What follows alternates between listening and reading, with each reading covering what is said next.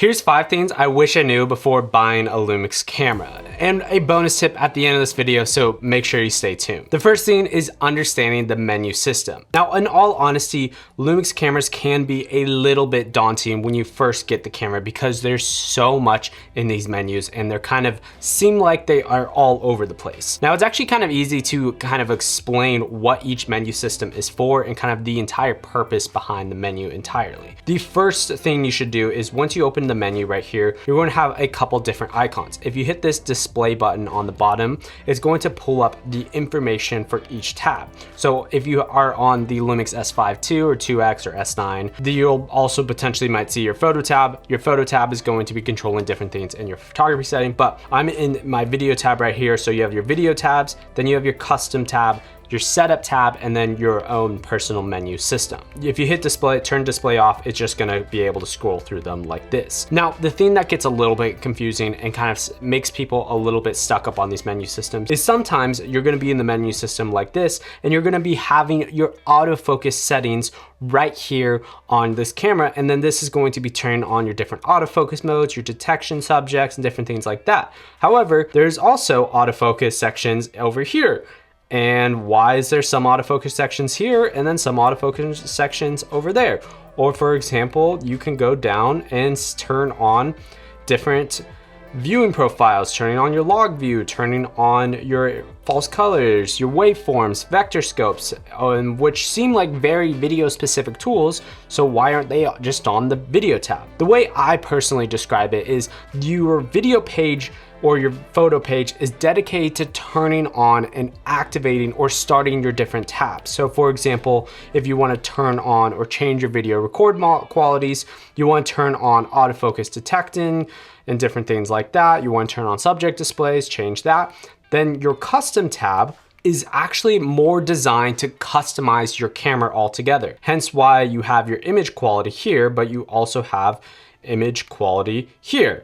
But this image quality is meant and designed to just kind of turn on things, while this image quality on the custom tab is to customize the things on how you personally use the camera. For example, if you go into photo styles, you can go to show/hide and then turn on and off different photo styles. Or if you're going to your autofocus settings, while on the video tab or the photo tab, you'll be turning on the autofocus. Here, you can turn on different things to customize the autofocus. So it's the difference between turning on and activating the things to get the basic going of the settings, and then the custom tab, which is literally why it's called custom, is to just deep dive and customize this entire camera however you personally like. And one last bonus tip on any of this, if you are ever confused about what these items do, again, just hit display and it will actually pop up the little short description of every single item on what it does and the entire purpose of this thing.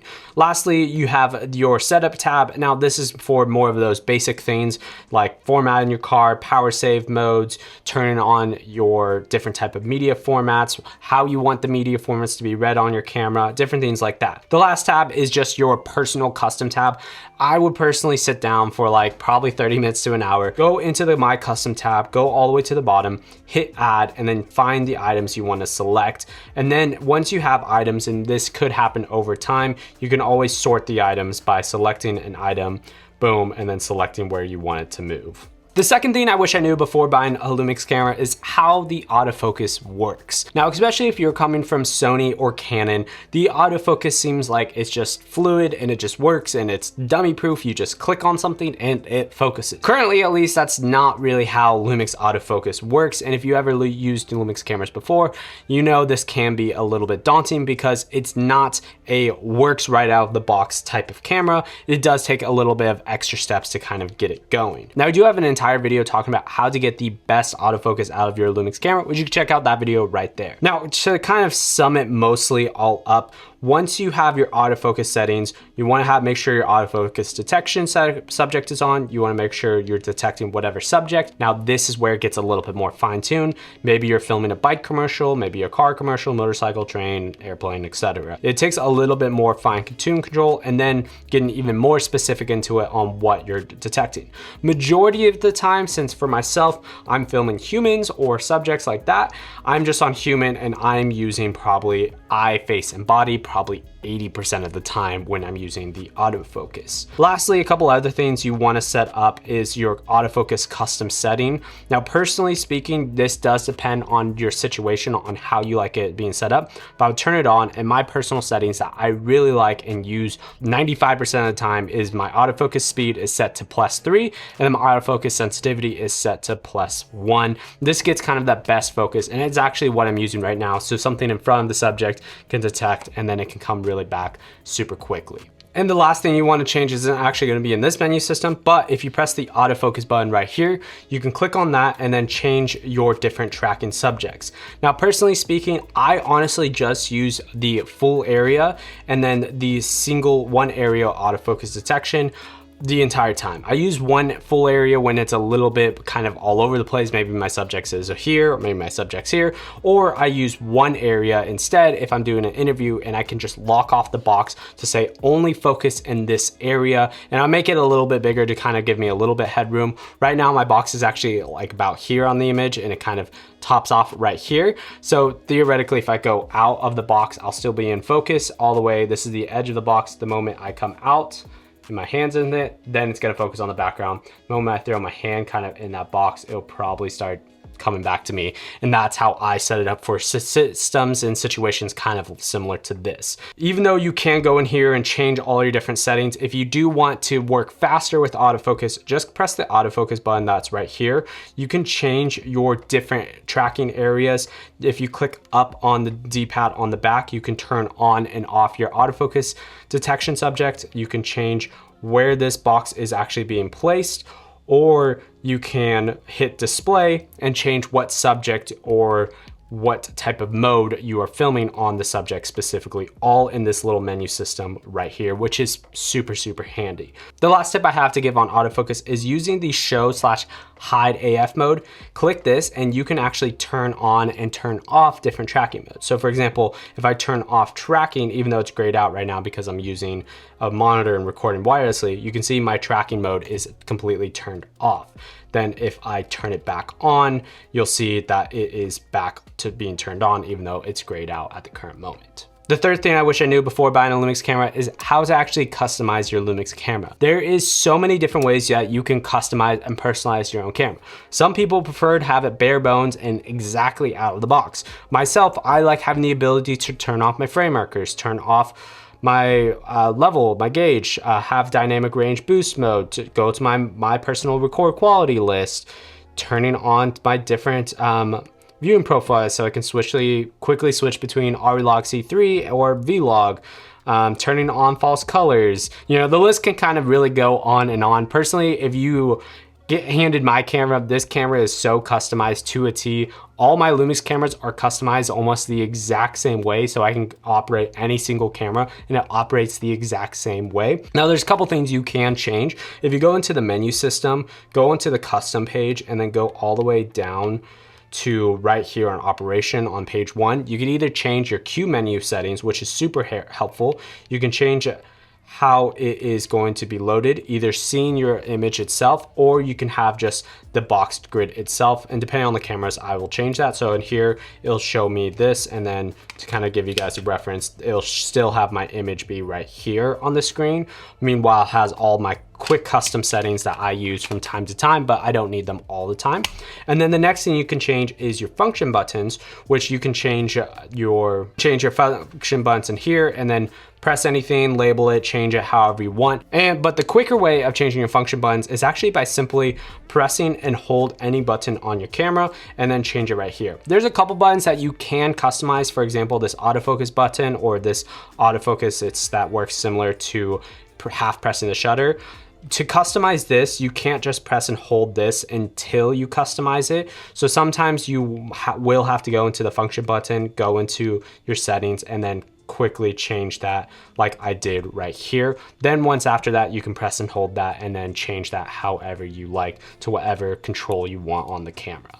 And that's also how you can access hidden menu systems. For example, by hitting display a couple of times, you can access your Big 6 menu to control everything that is the VariCam menu style, or you can customize the function button to show the hidden menu, which is going to be your audio menu tab. And if you've never seen this before, this allows you to change your gain. You can change your channel recordings, you can change what channel you're monitoring, etc.